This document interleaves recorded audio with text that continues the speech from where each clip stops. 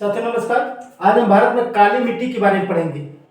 काली मिट्टी रेगुर मिट्टी जिसको बोलते हैं। भारत का जो भौगोलिक संरचना है, जो भौगोलिक आकार है, वो कई प्रकार की मिट्टियों को लेकर के बना है। जैसे आप जब उत्तर से दक्षिण तक जाएंगे, पश्चिम से पूर्व तक जाएंगे, तो यहाँ पर कई प्रकार की 6-7 प्रकार की मिट्टियाँ पाई जाती हैं। ठीक, जैसे आप यहाँ पर जब जम्मू कश्मीर उत्तर साइड में आप जाएंगे तो आप देखेंगे कि ये पर्वतीय मिट्टी। आप राजस्थान साइड में जाएंगे तो आप देखेंगे कि मरुस्थलीय मिट्टी।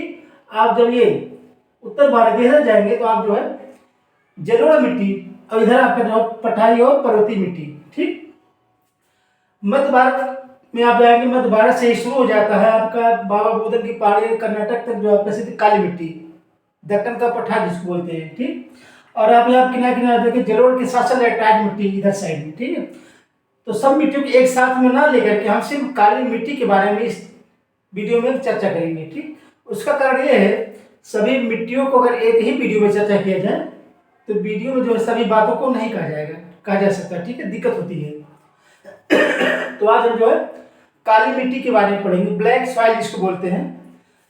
काली मिट्टी का विस्तार विश्व स्तर पर आप देखेंगे तो अनेक भागों तक होता है। ठीक है, जिसको कि चरनोजम मृदा बोलते हैं। आप रूस और जो है अमेरिका के महान झीलों का प्रदेश, और आप जो है ये काला सागर के आसपास की जो भूमि है, भूमध्य सागर की, वो जो है चरनोजम मृदा बोलते हैं। ठीक है, उसकी चर्चा भी हम बाद में कर लेते हैं। पहले हम देखते हैं काली मिट्टी का निर्माण कैसे हुआ है, इसको किस अन्य नाम से जाना जाता है, और इसका विस्तार कहाँ था, कि विशेषताएं क्या क्या हैं। इन इतने चीजों की हम चर्चा इस वीडियो में करेंगे। ठीक, चलिए सबसे पहले इसकी उत्पत्ति के बारे में देखिए, काली मिट्टी होती क्या है। काली मिट्टी की जो आप देखेंगे, दरअसल इस मिट्टी का निर्माण जो है बेसाल्ट के अपक्षय से हुआ था। एक शब्द आया बेसाल्ट। बेसाल्ट क्या है, चलिए हमको चर्चा करना किस पे, बेसाल्ट पे। बेसाल्ट के अपक्षय, बेसाल्ट के अपक्षय,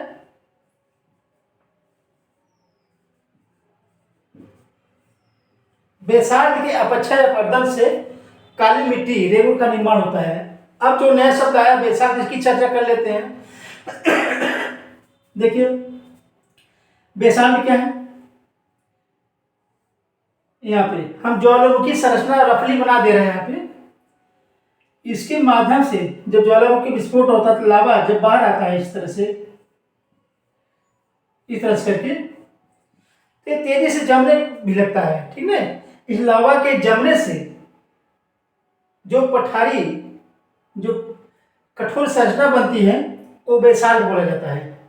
ठीक है, ज्वालामुखी लावा के बाहर आने से यह अंतर्वेदी आग्नेय चट्टान जब इधर तप्त अवस्था में लावा के रूप में बाहर आती है और फिर बाहर आकर ठंडी हो जाती है, तो वही जो है बेसाल्ट हम बोलते हैं उसको। यहाँ पे इस तरह से ये जो बेसाल्ट चट्टान इधर दोनों साइड बन गई। ठीक, बेसाल्ट क्लियर। बेसाल्ट के अपक्षय अपक्षय का मतलब होता है जैसे जिस चीज पर ताप, दाब, हवा, हर चीज का नमी का प्रभाव पड़ता है, उसके बाद उसमें टूट फूट होती है, तो उसको बोलते हैं अपक्षय। उसको बोलते हैं अपक्षय। अपर्दन क्या होता है, अपर्दन मतलब द्रव के बहाव से, ठीक है, पानी के बहाव से जो टूट फूट होती है उसको अपर्दन बोलते हैं। तो अपक्षय अपर्दन, किसका अपक्षय अपर्दन, बेसाल्ट चट्टानों का। तो बेसाल्ट के अपक्षय अपर्दन से किस मिट्टी का निर्माण होता है, काली मिट्टी, रेगुर मिट्टी जिसको बोलते हैं। ठीक, ये क्लियर है। चलिए बेसाल्ट के अपक्षय अपर्दन हो गया। अब हम जो है, चलिए बेसाल्ट के अपक्षय अपर्दन से इस मिट्टी का निर्माण होता है। ठीक, अब इसका जो है, इसको किस अन्य नाम से जाना जाता है, आइए इसको जो है कपास मिट्टी, कपास की मिट्टी के नाम से जाना जाता है। हमने यहाँ पर लिख दिया है ट्रॉपिकल ब्लैक अर्थ, उष्णकटिबंधीय काली मिट्टी। ठीक, ट्रॉपिकल चरनोजम, ट्रॉपिकल तो आप जानते हैं, चरनोजम की भी हम चर्चा बाद में 2 मिनट में कर लेते हैं। निर्माण कैसे हुआ है इसको भी हमने बता दिया। जो है आग्नेय चट्टानों के, आग्नेय लावा को जो है ज्वालामुखी रूप में जब बाहर आता है फिर उसका त्वरित रूप में ठंडा हो जाना ही बेसाल के निर्माण की प्रक्रिया है। ठीक, उसके अपक्षयपर्तन हमने बता दिया अभी। इसका विस्तार जो होता है 5.46 लाख वर्ग किलोमीटर क्षेत्र में है ये। ठीक है, विशेषता इसकी क्या है, आप विशेषता पे जब जाएंगे तो इसमें जो है इस काली मिट्टी में लोहा, चूना, कैल्शियम, पोटास, एल्यूमिनियम, इसको याद कर लीजिएगा, मैग्नीशियम कार्बोनेट अधिक, ये चीज इसमें इतनी चीजों की इसमें अधिकता होती है। लोहा, चूना, कैल्शियम, पोटास, एल्युमिनियम, मैग्नीशियम और कार्बोनेट की अधिकता होती है, जबकि कमी किस चीज की होती है, नाइट्रोजन, फास्फोरस, जैव पदार्थों की कमी, ह्यूमस। ठीक है, जबकि चरनोजम में आप जब देखते हैं वहां पे ह्यूमस की अधिकता होती है, इस चीज की कमी होती है। ये भी तो एक ही पॉइंट है। ठीक, अब इस मिट्टी का काला रंग होता क्यों है, काला रंग जो है इसका होने का कारण यह है कि इसमें टिटेनिफेरस, मैग्नेटाइट एवं जीवाश्म की उपस्थिति होती है, प्रचुर मात्रा में पाई जाती है। क्या, टिटेनिफेरस, मैग्नेटाइट एवं जीवाश्म की प्रचुर मात्रा में उपस्थिति होती है इसमें। इन चीजों को हमने चर्चा कर लिया। अब जो हम चर्चा करेंगे यहाँ पर मिट्टियों का। ठीक है, कपास की मिट्टी क्यों कहा जाता है, इस काली मिट्टी में कपास का उत्पादन सबसे अधिक होता है। ठीक, इसका अब काली मिट्टी के सबसे अधिक जो विस्तार हमने यहाँ पे लिख दिया है 60 में, यह विस्तार जो होता है सबसे अधिक काली मिट्टी का वो महाराष्ट्र के क्षेत्र में होता है। ठीक है, अब हरिश्चंद्र पहाड़ी देखेंगे, बालाघाट देखेंगे, फिर सतपुड़ा के रेंज में देखेंगे, नर्मदा के दोनों तरफ देखेंगे, फिर आप उधर की पहाड़ी कर्नाटक में भी चले जाएंगे, वहां भी काली मिट्टी का विकास है, विस्तार है। आप उधर देखेंगे उत्तर में मालवा का पठार, मालवा का पठार की संरचना यह है कि वहां पर लावा मिट्टी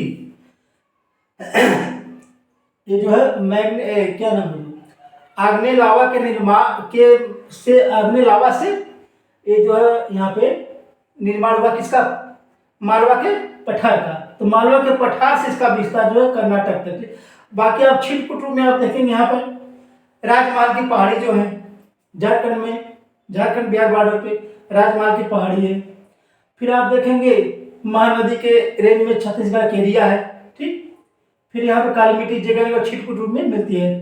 फिर आप देखेंगे पश्चिम जब आप जाएंगे गुजरात में भी लगभग अच्छी खासी मात्रा में ये, ठीक है, वहां पर खाड़ियों के आसपास जो है मिलता है। ठीक, अब देखते हैं, अभी हमने कहा था चरनोजम मृदा, आइए देखते हैं चरनोजम मृदा काली मिट्टी का जो वैश्विक स्वरूप है।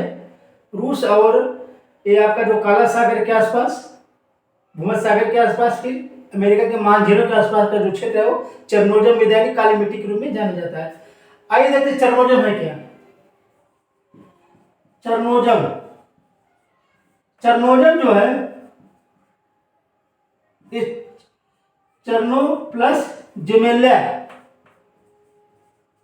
एक क्षेत्र जो है रूस के एकदम ऊपरी भाग में, उत्तरी भाग में पाया जाता है। ठीक है, दोनों शब्दों से मिलकर के चरनोजम बना है।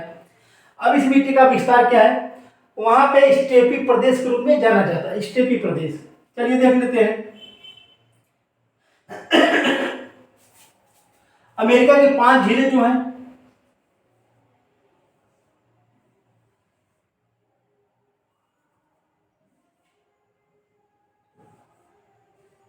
ये, ठीक है, अमेरिका की 5 महान झीलों के आसपास का जो क्षेत्र है ये चरनोजम मृदा काली मिट्टी के रूप में जाना जाता है। फिर ठीक है, अब आप देखेंगे ऊपर,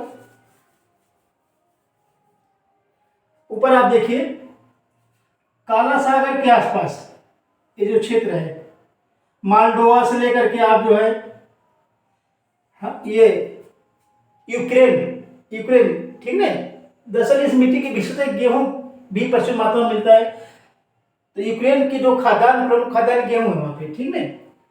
ये क्षेत्र जो है Moldova, Bulgaria, Bulgaria, Romania, Greece, ठीक है, ये भूमध्य सागर और काला सागर के आसपास का क्षेत्र जो है, ये क्षेत्र जो है ये भी काली मिट्टी चरनोजम मृदा के रूप में जानी जाती है। आप थोड़ा सा पश्चिम में जाएंगे मालडोवा साइड में, ठीक, तो वहाँ पे आप देखेंगे इसको स्टेपिक प्रदेश के रूप में, ठीक है, हंगरी, माल्डोवा इस साइड में, रूस के साइड में, जो कि यूरेशिया का जो सबसे पश्चिमी भाग है, वहाँ आप देखेंगे तो ये चरनोजम मृदा पाई जाती है स्टेपी प्रदेश के रूप में। ठीक, इतनी चर्चा हमने कर लिया है। अब काली मिट्टी,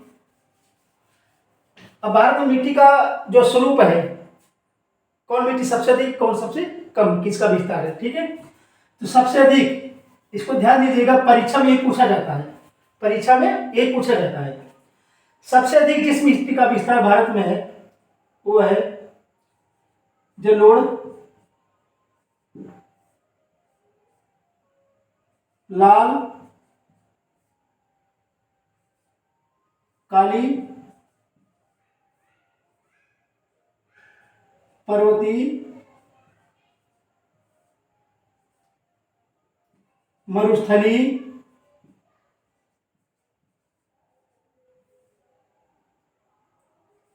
लेटराइट, पीट मृदा,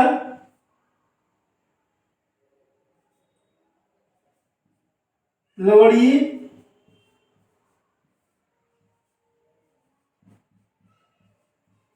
क्षारीय। यहां देखिए, यही इस वीडियो का की पॉइंट क्या है, यही है। इसमें यही चीज पूछा जाता है परीक्षा में, सबसे अधिक जलोढ़ मिट्टी, फिर लाल मिट्टी, काली, पर्वतीय, मरुस्थलीय, लेटराइट, पीट मृदा, लवणीय और क्षारीय, यही परीक्षा में पूछे जाते हैं, ठीक है। तो वीडियो को सिर्फ काली मिट्टी के रूप में या रेगुर के रूप में बनाना यही कारण है कि इसमें इतनी चीजें हो गई, सभी मिट्टियों के एक साथ लेने में नहीं हो पाता है, ठीक है। तो परीक्षा में जो की पॉइंट है याद कर लीजिए बस। और इसको जो है स्वतः, एक ध्यान दीजिए, एक की पॉइंट और परीक्षा के लिए, इसको जो है स्वतः कृषि मृदा,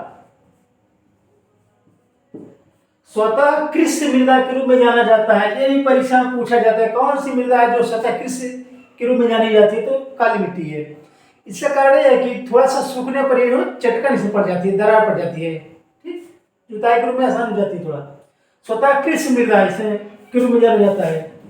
रेगुर, इसका विस्तार सर्वाधिक महाराष्ट्र में बताया गया है, कपास की खेती के लिए प्रसिद्ध है ये मृदा।